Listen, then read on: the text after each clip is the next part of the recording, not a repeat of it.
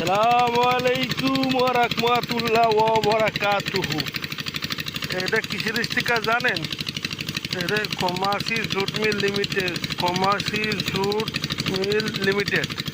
মানে এটা হচ্ছে ঘানা চাকরি করতাম, সে ঘানার গেঞ্জি। ঘানা থেকে আসে আর চাকরিতে যায় নাই, আবার কৃষিকাজে লেগেছি। আবার আমার পাশাপাশি আমার একটা ওয়ার্কশপ আছে, ছোটোখাটো ওয়ার্কশপ, গরিবানা ওয়ার্কশপ। সেখানে গ্রিল, জানলা, দরজা, শাটার, সেলো মেশিনের হেড, এইসব লেদ মেশিনই কাজ করা হয়, গ্যাসের কাজ করা হয়। এই ছোটোখাটো একটা ব্যবসা করি। আর এই যে পাশাপাশি ক্ষেত খামারি করতেছি, ধানের চাষ করতেছি।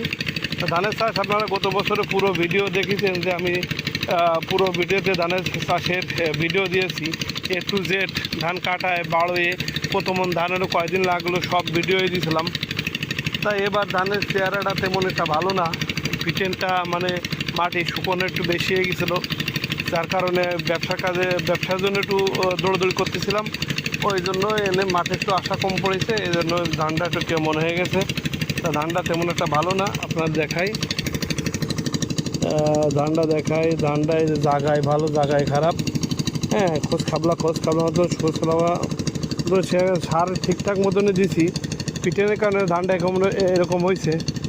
আপাতত দেই কদিন পরে যে গোল্ড হোপ না, যে মেডিসিন এটা স্প্রে করবো আর 15 দিন পরে, মানে 1 সপ্তাহ আগে মাজরার ওষুধ দিয়েছি। তো 1 সপ্তাহ হয়ে গেছে, আর 1 সপ্তাহ পরে আমি চিন্তা ভাবনা করছি যে গোল্ড হোপ দেবো, ভিটামিন দেবো। দিলে মনে হয় ধানটা মনে হয় একটু চেতবে। যাক, এটা আস্তে আস্তে এই চেতাবো ধান। এই পাশের ধানটা আমাদের বাবু চাচার ধান।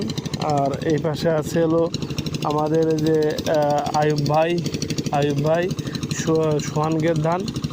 আর পাশে আছে হলো গপ্পার ভাইয়ের ধান, মানে দীপু ভাই পোকের ধান, একটু বড় দেখা যাচ্ছে আলের উপর দিয়ে।